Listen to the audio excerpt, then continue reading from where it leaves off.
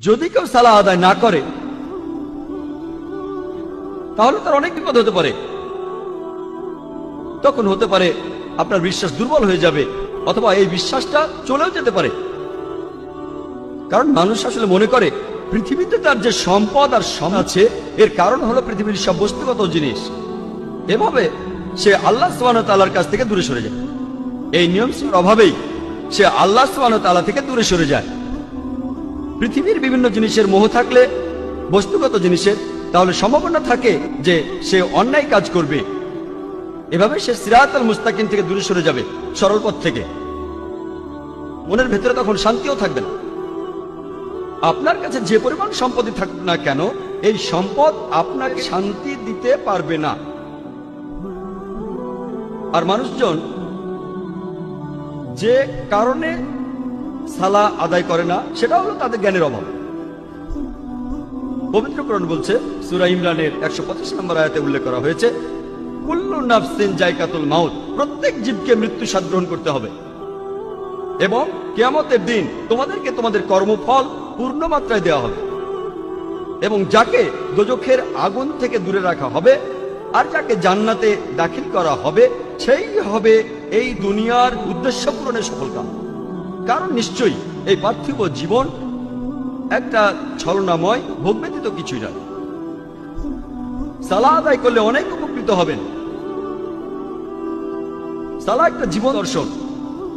সালাহ আপনার আত্মিক অবস্থানকে উন্নত করবে, পাশাপাশি শারীরিকভাবে উপকৃত হবেন। সালাহ আপনার বিশ্বাসকে বাড়িয়ে দেয়, আপনার বিশ্বাসকে শক্তিশালী করে। পবিত্র কোরআনে সূরা আনফালের 2 নম্বর আয়াতে উল্লেখ করা হয়েছে যে সত্যিকারের বিশ্বাসী তারাই যাদের হৃদয় কম্পিত হয় যখন আগে স্মরণ করা হয় আর যখন আল্লাহর আয়াত পাঠ করা হয়। এটা তাদের ঈমান বৃদ্ধি করে এবং তারা তাদের প্রতিপালকের উপরে নির্ভর করে। পবিত্র কোরআন বলছে, সূরা ফাতিহার 5 থেকে 7 নম্বর আয়াতে উল্লেখ করা হয়েছে, ইয়াকা না'বুদু ওয়া ইয়াকা নাস্তাঈন, আমরা তোমারই ইবাদত করি, তোমারই সাহায্য প্রার্থনা করি।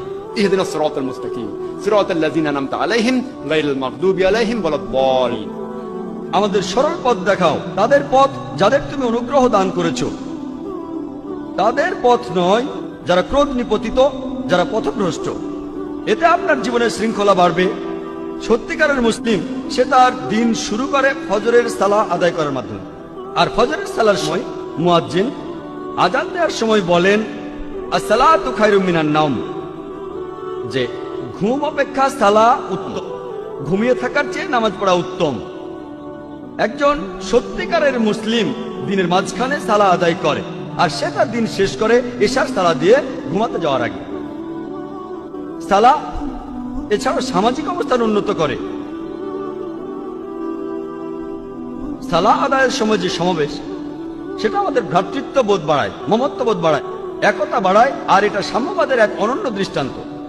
সংহতি বৃদ্ধি পায়। সালাহ আদায় করতে গিয়ে সবাই একত্রিত হয় আর তাদের মধ্যে ভালোবাসার বন্ধন জোরদার হয়। পবিত্র কোরআনে সূরা হুজুরাতের 13 নম্বর আয়াতে উল্লেখ করা হয়েছে, ইয়া আইয়ুহান নাসু ইন্না খালাকনাকুম মিন যাকরিন ওয়া উনসা ওয়া জাআলনাকুম শুউবান ওয়া ক্বাবাইলা লিতাআরাফু ইন্না আকরামাকুম ইনদাল্লাহি আতকাকুম ইন্নাল্লাহা আলিমুন খাবীর। হে মানুষ জাতি, আমি তোমাদের সৃষ্টি করেছি এক পুরুষ ও একজন নারী হইতে, পরে তোমাদের বিভক্ত করেছি বিভিন্ন জাতি ও গোত্রে, যাতে তোমরা অপরের সাথে পরিচিত হতে পারো। এজন্য নয় যে তোমরা পরস্পরকে ঘৃণা করবে। আর তোমাদের মধ্যে আল্লাহর কাছে সেই ব্যক্তি অধিক মর্যাদা সম্পন্ন যে তোমাদের মধ্যে অধিক মুত্তাকি, অধিক ন্যায়পরায়ণ। নিশ্চয়ই আল্লাহ সকল কিছু জানেন, সমস্ত খবর রাখেন। আল্লাহ সুবহানাহু ওয়া তাআলা আমাদের যেটা দাবি করবেন সেটা গোত্র নয়, বর্ণ নয়, ধর্মবিশ্বাস নয়, সম্পদ নয়, লিঙ্গ নয়, সেটা হলো তাকওয়া, অর্থাৎ ন্যায়পরায়ণতা, আল্লাহকে মেনে চলা এবং ধার্মিকতা।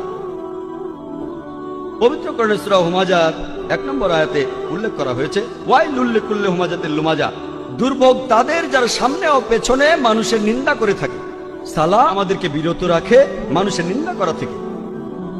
পবিত্র কোরআনে সূরা হুজুরাতের 11 নম্বর ও 12 নম্বর আয়াতে উল্লেখ করা আছে, ইয়া আইয়ুহাল্লাযিনা আমানু, হে মুমিনগণ, তোমাদের মধ্যে কোনো পুরুষ যেন অপর কোনো পুরুষকে উপহাস না করে, কেননা যাকে উপহাস করা হয় সে উপহাসকারী অপেক্ষা উত্তম হতে পারে।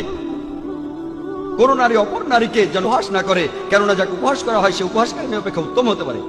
একে অপরের প্রতি তোমরা দোষারোপ করো না এবং তোমরা একে অপরকে মন্দ নামে ডেকো না। ইয়া আইয়ুহাল্লাযিনা আমানু, হে মুমিনগণ, তোমরা অনুমান হতে দূরে থাকো, কারণ অনুমান কোন কোন ক্ষেত্রে পাপ। একে অপরের গোপনীয় বিষয় সন্ধান করো না এবং একে অপরের পশ্চাতে নিন্দা করো না, পেছন থেকে নিন্দা করো না।